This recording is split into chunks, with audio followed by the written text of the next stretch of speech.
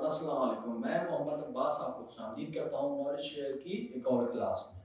आज का हमारा टॉपिक है आर्ट बोर्ड। आज मैं आपको सिखाऊंगा कि मैंने जिस तरह आपको थोड़ा सा रिवीजन की तरफ लेके चलता हूँ। मैंने आपको बताया था हमारी फर्स्ट क्लास में कि हम आर्ट बोर्ड किस तरह लेते हैं, यानी कि क्रिएट न्यू पे जाते थे, वहां से A4 और H264 इस तरह करके हम चीजें लेते थे। ठीक है, वेब के लिए अलग, इलस्ट्रेशन के लिए अलग।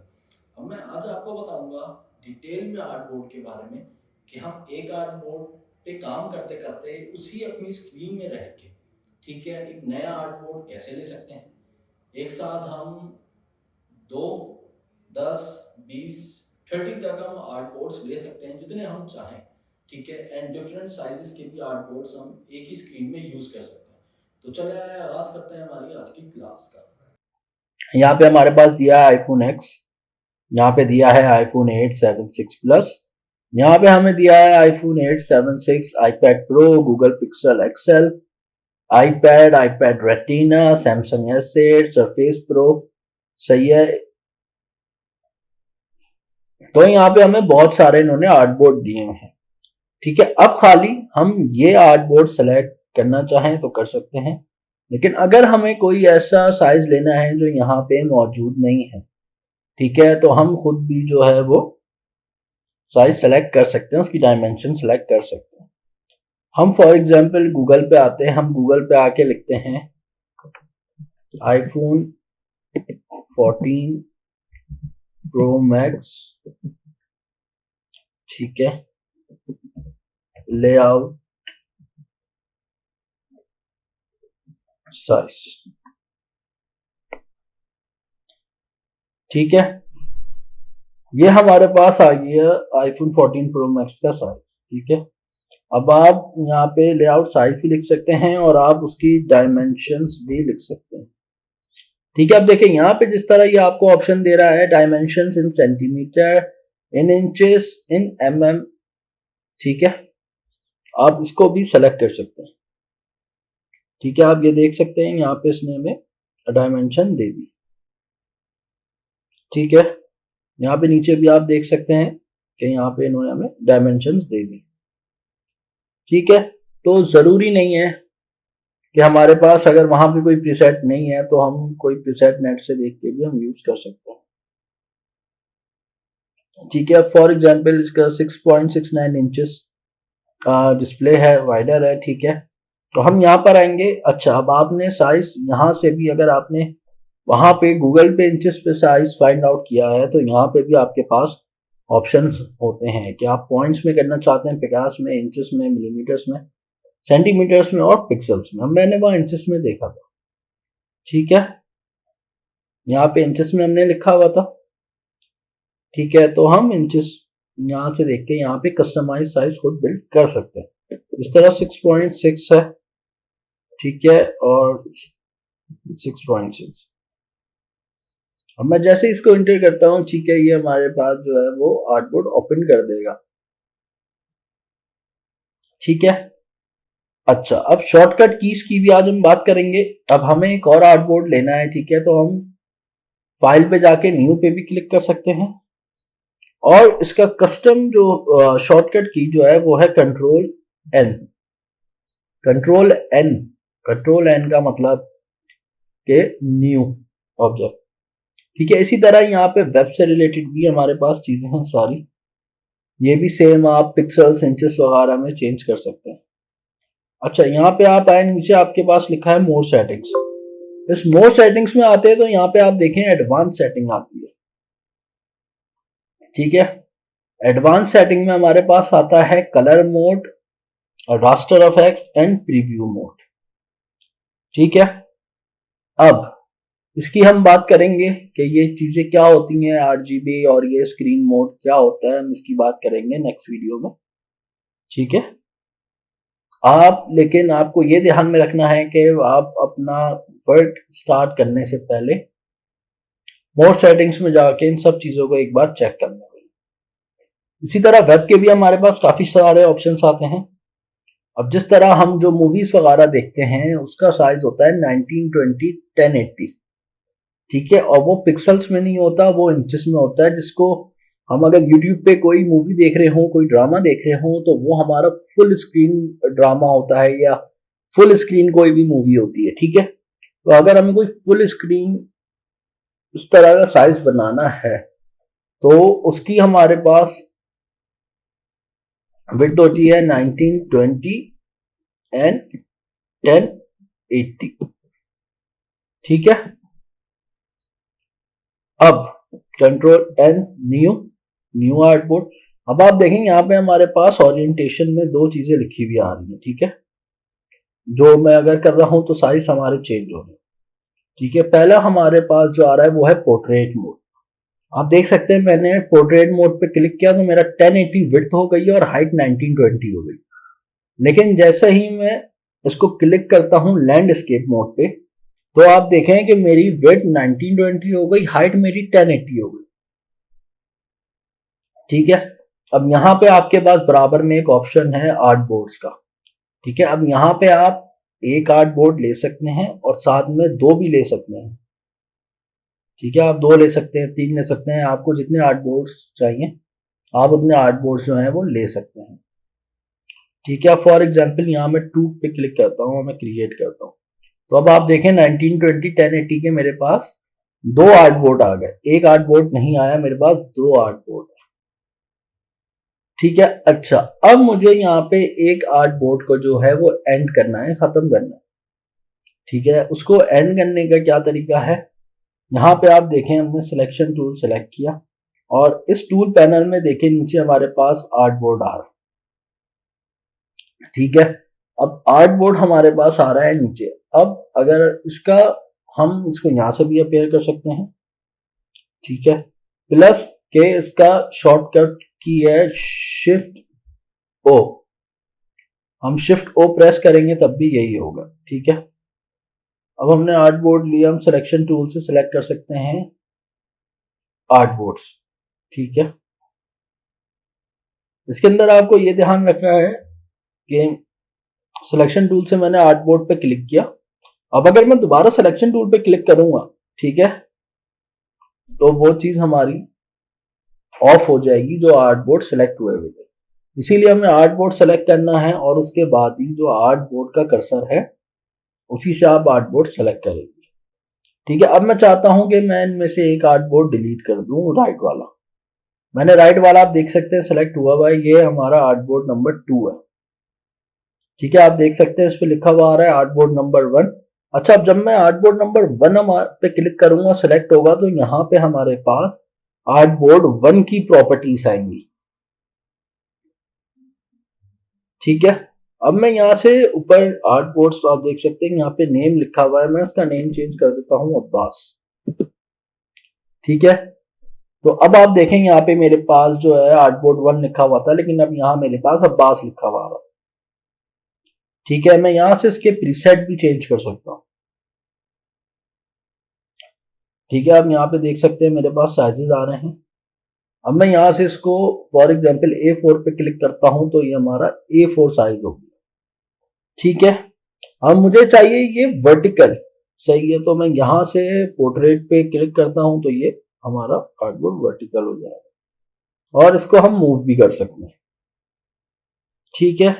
Control Z for undo and control shift Z दोबारा आगे जाने के लिए, ठीक है। हम इस तरह इसके अंदर चेंजेस कर सकते हैं अपने आर्टबोर्ड के अंदर। अब इस तरह मैं सेकंड आर्टबोर्ड सेलेक्ट करता हूं और मैं चाहता हूं इसको डिलीट करना, तो यहाँ पे आप देखें मेरे पास ऑप्शन आ रहा है डिलीट आर्टबोर्ड। मैं इस पे क्लिक करूंगा तो हमारा एक आर्टबोर्ड डिलीट हो जाएगा, ठीक है। और अब मुझे नया आर्टबोर्ड लेना है, ठीक है। मैं दोबारा से सिलेक्शन टूल से सिलेक्ट किया ताकि ये अनसेलेक्ट हो जाए। मैं आर्टबोर्ड के ऊपर आया, यहाँ पे मेरे पास ऑप्शन आ रहा है न्यू आर्टबोर्ड। मैं न्यू आर्टबोर्ड में गया, ठीक है। अब यहाँ पे आप देखें मेरे पास दोबारा दो आर्टबोर्ड आ गए, ठीक है। मैंने आर्टबोर्ड को सिलेक्ट किया। अब यहां से जो है वो मैं बहुत सारी चीजें आर्टबोर्ड में चेंजेस कर सकता हूँ। फॉर एग्जांपल मुझे इसका साइज जो है वो करना है, कम करना है, ठीक है। तो मैं विड्थ कम करनी है मुझे, तो मैं यहां से जाके भी ऊपर से कर सकता हूँ। जिस तरह मुझे इसकी हाइट चाहिए 1800, आप देख सकते हैं इसकी विड्थ कम हुई। मुझे इसकी हाइट चाहिए, ठीक है, मुझे इसकी हाइट चाहिए 1500, तो मैं सिंपल हाइट पे आया, मैंने हाइट पे आके 1500 लिख के जैसे इंटर किया इसकी हाइट चेंज हो गई। ठीक है, तो ये जरूरी नहीं है कि आप बार बार कंट्रोल एंड प्रेस करें या फाइल में जाके एक न्यू आर्टबोर्ड लें। आप इसके रह स्क्रीन में रह के भी आप आर्टबोर्ड नया ले सकते हैं, आर्टबोर्ड में चेंजेस कर सकते हैं। ठीक है, तो आपके पास बहुत सारे ऑप्शन है। अच्छा, यहाँ पे आप देखें, मैं आपको एक और चीज दिखाता हूँ। ठीक है, कि यहाँ पे साइड पे मेरे पास प्रॉपर्टीज में आ रहा था रूलर। ठीक है, रूलर एंड ग्रिड्स, मैंने सेलेक्ट की ग्रिड्स। ठीक है, उसके बाद हमारे पास आता है click to hide transparency grid. ठीक है, उससे पहले हमारे पास आता है click to show ruler. Ruler पे हमने क्लिक किया, क्यों? अब मिसाल के तौर पे हम कोई कलर कर रहे हैं। ठीक है, मैं जैसे कि एक आर्टबोर्ड डिलीट कर देता हूं। ठीक है, अब रूलर हम लोग क्यों लेते हैं?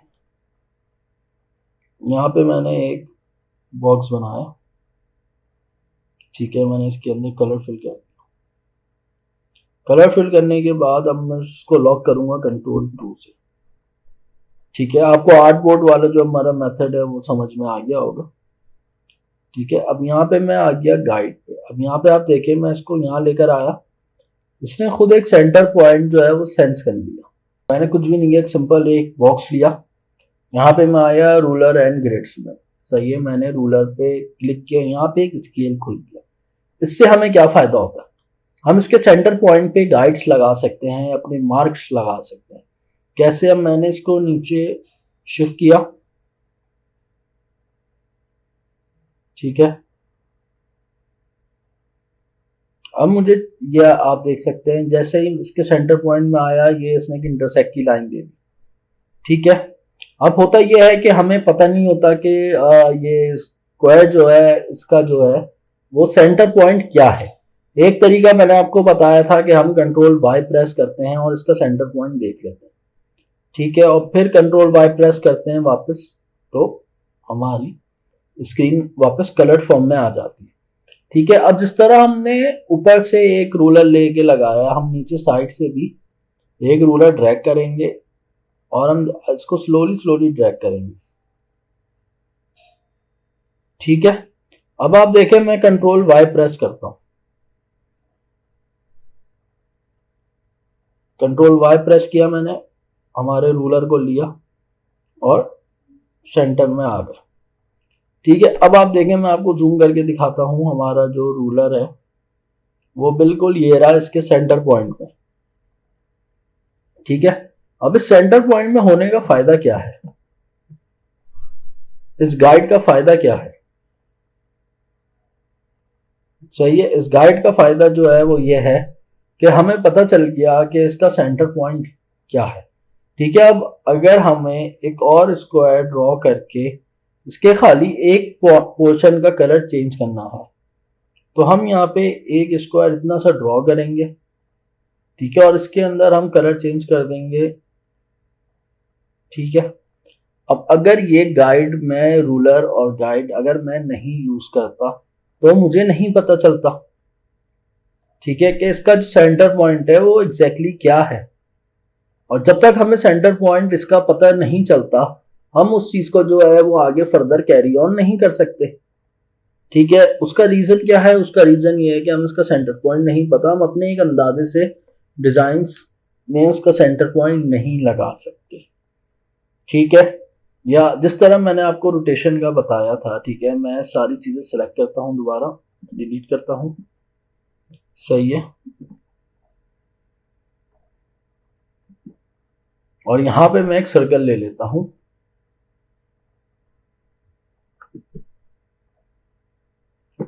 ठीक है, अब सर्कल लेने के बाद हम, मैं जो चाह रहा था उस वक्त ये था कि अब मैं एक और सर्कल लूं और उसको उसके ऑर्बिट में रोटेट करूं। ठीक है, अब आप यहाँ पे एक चीज का ध्यान रखिएगा, ये चीज आपको गौर से देखनी चाहिए।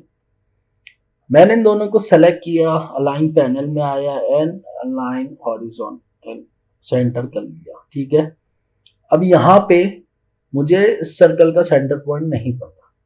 अब मैं अगर इसको सेलेक्ट करूंगा, ठीक है, और इस पर रोटेशन टूल अप्लाई करूंगा तो वो सही से मैं उसको नहीं कर पाऊंगा। मैं आपको दिखा देता हूँ। मैंने सेलेक्ट किया, ऑब्जेक्ट को रोटेट टूल लिया और रोटेट टूल लेके जो है मैंने, ठीक है, ऑल्ट प्रेस करके क्लिक किया। अब यहाँ पे मैं इसका एंगल ले लेता हूँ 30 और ले लेता हूँ कॉपी। ठीक है,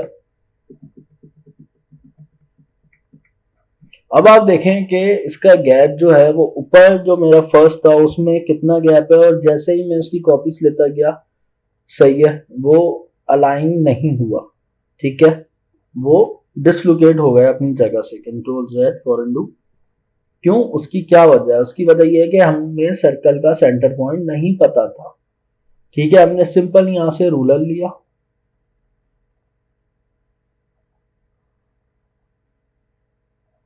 ठीक है, रूलर या गाइड आप कह सके। ठीक है, मैंने इस साइड से भी रूलर और गाइड लिया। ठीक है, मैंने कंट्रोल वाई किया और जूम कर लिया मैंने। ठीक है, जूम क्यों किया? अच्छा, आप कंट्रोल वाई प्रेस करके भी अपनी चीजों को सेलेक्ट कर सकते हैं, ऐसा नहीं है कि आप सेलेक्ट नहीं कर सकते। ठीक है, आप कंट्रोल वाई करके भी अपनी चीजों को सेलेक्ट कर सकते हैं।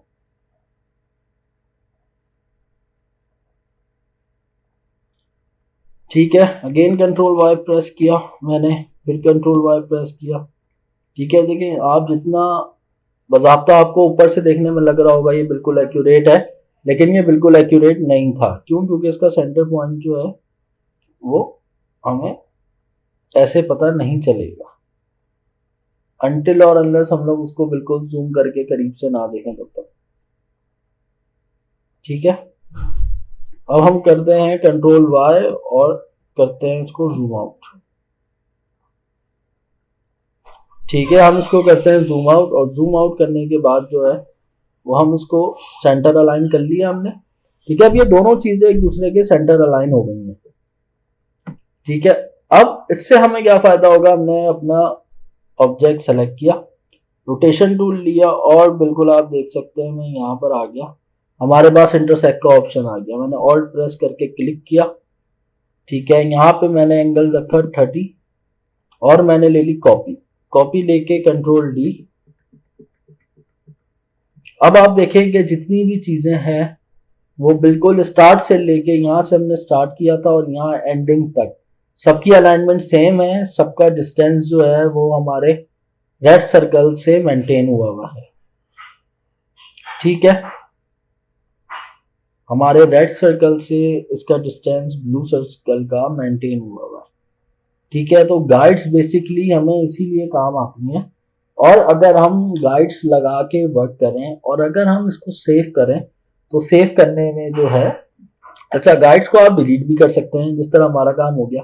मैंने सिंपल इस ब्लू लाइन पे जो लाइन है इसको सेलेक्ट किया सिलेक्शन टूल से एंड डिलीट प्रेस किया। इसी तरह मैंने दूसरी लाइन को सेलेक्ट किया एंड डिलीट प्रेस किया। ठीक है, तो इससे क्या होगा कि हमारी जो लाइंस हैं, गाइड्स हैं, वो एंड हो जाएंगी। ठीक है, और अगर आपको दोबारा अपनी गाइड्स हाइड करनी है तो यहाँ आप रूलर एंड गाइड्स में आ सकते हैं। यहाँ पे आगे आप इसको अनचेक कर लें। ठीक है, जैसे ही आप इसको अनचेक करेंगे ये आपके आर्टबोर्ड के पैनल से जो है वो लाइंस हट जाएंगी। ठीक है, तो गाइड हम इसीलिए यूज करते हैं। उम्मीद है आपको आर्टबोर्ड की चीजें भी समझ में आ रही होंगी साथ साथ। ठीक है, और आपको हर चीज में कंट्रोल एंड या फाइल में जाके न्यू आर्टबोर्ड लेने की जरूरत नहीं है। आपको एक बार आर्टबोर्ड लेना है, आपको उसमें जो चेंजेस करनी है आप उसमें इजीली चेंजेस कर सकते हैं। ठीक है, अब जो मैंने आपको चीज बताई थी एक स्टार्ट में कि हम जब, अब ये जो मैंने आपको दिखाया था, ठीक है, अच्छा, अब यहाँ पे जो है वो हम फाइंड आउट भी कर सकते हैं। फॉर एग्जांपल मैंने यहाँ पे लिखा A4। ठीक है, मैं A4 लिख के गो करता हूँ तो ये मुझे यहाँ पे टेम्पलेट दिखा देगा। ठीक है, उसके अलावा हम टेम्पलेट सेव में भी कर सकते हैं। ठीक है, अब यहाँ से देखें आप, मैंने कोई भी टेम्पलेट देखा, ठीक है, और रिसेंट में हमारे पास वो टेम्पलेट आता है जिस पे हमने लास्ट वर्क किया है। जिस तरह हमने एक 6.6 इंचेस का टेम्पलेट लिया था, देन 1920 1080 का लिया था। ठीक है, तो वो सारे हमारे पास शो करता रहेगा। ठीक है, अब देखिए फिल्म एंड वीडियो की तरफ हम आते हैं। ठीक है, यहाँ पे आके हमने 2K सेलेक्ट किया और क्रिएट किया। ठीक है, अब यहाँ पे आप देखेंगे हमारे पास व्हाइट कलर का कोई आर्टबोर्ड शो नहीं हो रहा, तो आप इससे कंफ्यूज नहीं होइएगा। ठीक है, कि अब इस पे व्हाइट कलर का कोई आर्टबोर्ड शो नहीं हो रहा, तो इसका मतलब है कि अब मैं कहाँ काम कर सकता हूँ। ठीक है, तो बेसिकली इसके अंदर आपका जो वर्किंग स्पेस है, आप इसको जूम करेंगे, ठीक है, तो आपका वर्किंग स्पेस आपको ये दिख जाएगी। ये जो ब्लैक लाइन्स है, ठीक है, ये पूरा एक स्क्वायर जो है ये बना हुआ है। ठीक है, ये आपका जो है वो रेडियस है, ये ब्लैक लाइन जहां पे आप काम कर सकते हैं। ठीक है, अब इसके अंदर काम करने का एक तरीका मैं आपको बता देता हूँ।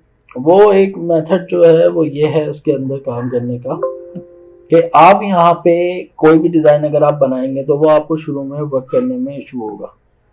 ठीक है, तो सिंपल आप, ये किस लिए, ये स्क्रीन के लिए है। ठीक है, जो हम टेलीविजन के लिए काम करते हैं या वीडियोस के अंदर अगर हमें कोई डिजाइन ऐड करना हो तो, ठीक है, तो वो डिजाइन जो है वो हम कैसे ऐड करेंगे, कैसे वो डिजाइन जो है वो काम करेगा।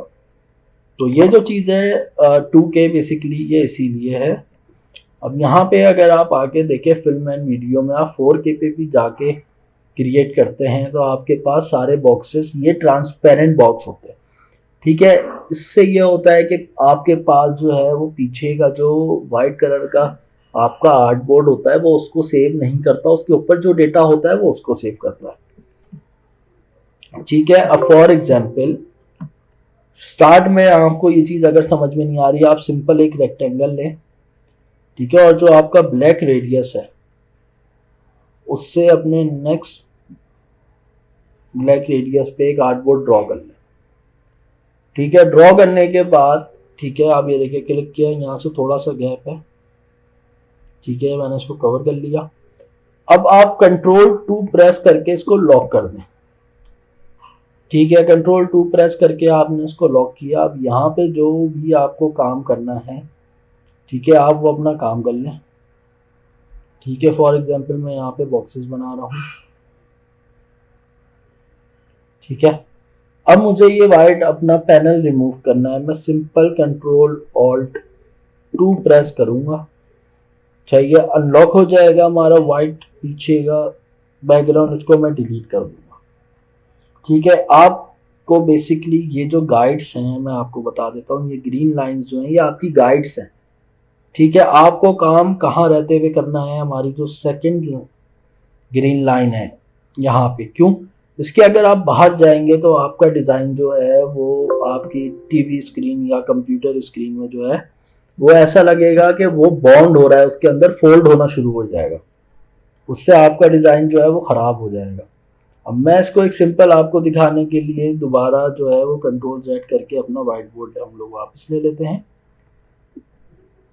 ठीक है, अब मैं इसके अंदर, ताकि आपको पॉइंट सही से क्लियर अप हो जाए, अब यहाँ पे आप देखें कि हमारे पास दो ग्रीन लाइंस आ रही हैं ब्लैक लाइन के अंदर। ठीक है, ब्लैक लाइन जो है, ब्लैक लाइन बेसिकली आपकी टीवी स्क्रीन या आपके कंप्यूटर स्क्रीन के एजेस हैं।